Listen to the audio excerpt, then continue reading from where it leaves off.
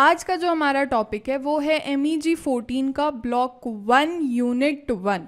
सबसे पहले MEG से रिलेटेड सारी जानकारी को एक्सेस करने के लिए आप हमारे प्लेलिस्ट को एक्सेस कीजिए इग्नू MA इंग्लिश MEG, जहाँ पे आप डेली बाइट से कैसे रिसोर्स मटेरियल भी परचेज कर सकते हो, चाहे वो असाइनमेंट्स हो या फिर लेक्चर सीरीज़ हो।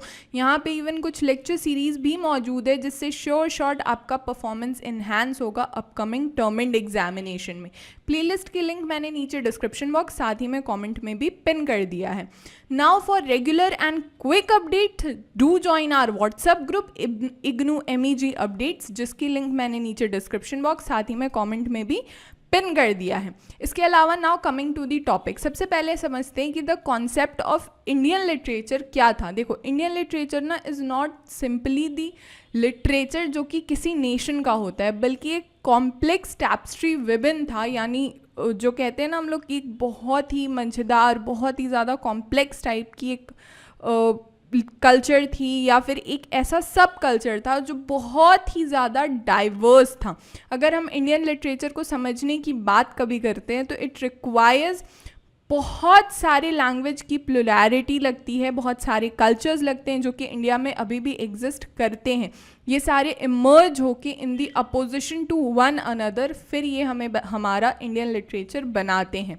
अगर हम इंडिया को देखें as a cultural entity rather than the nation state, तो वो हमें ज़्यादा मददगार होगा, ज़्यादा मदद करेगा जब हम इंडियन लिटरेचर की डेफिनेशन को समझेंगे। जब भी इंडिया की डाइवर्स हिस्ट्री को हम समझते हैं, इंक्लूडेड कोलोनाइजेशन या फिर पार्टीशन, तो यहाँ पे ना एक अंडरलाइन कल्चरल यूनिटी हमेशा एग्जिस्ट करती है, जो कि सबसे पहले थी किसी भी फॉर्मेशन से पहले, जो कि एक मॉडर्न नेशन स्टेट अभी बना हुआ है। फिगर्स जैसे जवाहरलाल नेहरू थे, इन्होंने बहुत ज़्यादा हाईलाइट करा है एसेंशियल डिफरेंसेस को एंड एसेंशियल यूनिटी को इंडियंस के बीच में। ये एम्फेसाइज करते हैं एक कल्चरल हेरिटेज को जो कि शेयर किया जाता है, जो कि ऐसा कुछ है ना जो ट्रांसेंड करता है डिवीजन ऑफ लैंग्वेज को, रेस को, religion, caste and food habits को। जब इसी में हम आगे बढ़ेंगे तो ये जो कल्चरल यूनिटी फॉर्म होती है ना, किस बेसिस पे, basis of defining Indian literature, जो कि रिफ्लेक्ट करता है rich tapestry of Indian society को, तो हम ड्रॉ करते हैं एक वेरियस हैंड्स रीजन्स जो कि कोहेसिव होल रीजन का होता है। इससे जब हम आगे बढ़ेंगे, इंडियननेस को हम फाइंड करेंगे अपने लिटरेचर में, तो KM जॉर्ज पॉइंट आउट करते हैं complexity of term Indian literature, जो कि सिंगुलर और प्लूरल दोनों ही कॉन्टेक्स्ट में यूज़ होता है। उन्हें ना बहुत ज़्यादा पसंद था ऐसा situation to a brass lamp, जो कि मल्टीपल विक्स उसमें लगे हुए हैं, जहाँ पे हर एक लैंग्वेज अपने आप में ही बहुत ज़्यादा कंट्रीब्यूशन कर रहा है और ओवरऑल ब्राइटनेस जो है इंडियन लिटरेचर की वो दिख रही है। Despite the diversity of language, चाहे वो इंडियन लिटरेचर हो, उसे एज अ यूनिफाइड एंटिटी देखा गया है, रिफ्लेक्ट करता है शेयर्ड सोर्सेज को, कल्चरल हेरिटेज को।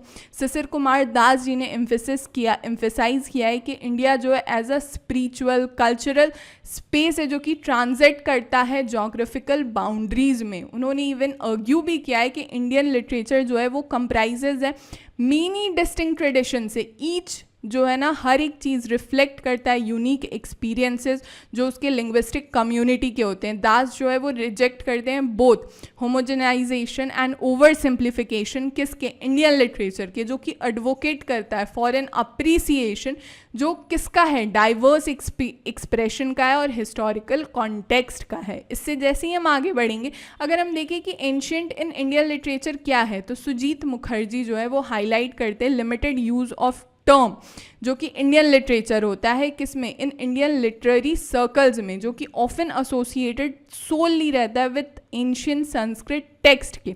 ही critics the lack of a modern and forward looking conception of Indian literature. ठीक है, डिस्पाइट इसके ऑफिशियल डिक्लेरेशन हुई है asserting its unity across the multiple languages.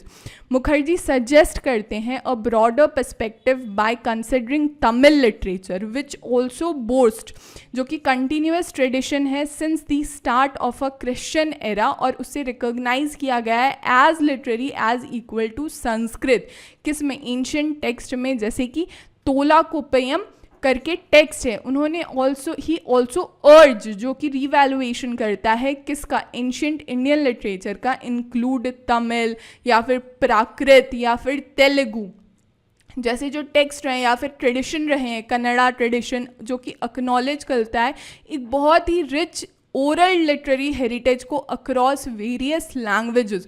Mukherjee also underscores, जो कि नीड होती है ओवरकम रीजनल बायसनेस की एंड लिंग्विस्टिक डिवीजन की, टू अंडरस्टैंड और अप्रिशिएट करता है डाइवर्स लिटरेरी ट्रेडिशन किसके, इंडिया के। इससे जब हम आगे बढ़ेंगे, देखो फिलहाल अगर मैं पूरी यूनिट की बात करूँ ना तो this will be all about this unit. इससे जब हम आगे बढ़ेंगे तो for further details you can also visit our official website www.delhibytes.in। आप हमारा एप्लीकेशन भी डाउनलोड कर सकते हो जहाँ पे MEG इग्नू के सारे रिसोर्स मटेरियल मौजूद हैं, चाहे सॉल्व्ड असाइनमेंट हो या फिर लेक्चर सीरीज हो, आप डायरेक्टली हमारे एप्लीकेशन से ही परचेज कर सकते हो। इवन अगर आपको PDF वगैरह चाहिए, MEG 500 का कोड टाइप करो आप हमारे व्हाट्सएप नंबर पे और 500 के पेमेंट करने के बाद अकॉर्डिंगली आपको आपके PDF सॉल्व्ड असाइनमेंट की प्रोवाइड की जाएगी। This will be all about this lecture. जैसे कि मैंने आपको पहले ही बताया था, for regular and quick updates आप हमारे व्हाट्सएप ग्रुप को ज्वाइन कीजिए, जिसकी लिंक मैंने नीचे डिस्क्रिप्शन बॉक्स साथ ही में कॉमेंट में भी पिन कर दिया है। हमारे सारे सोशल मीडिया के लिंक्स नीचे डिस्क्रिप्शन बॉक्स में अवेलेबल हैं। Do subscribe daily bytes. Thank you.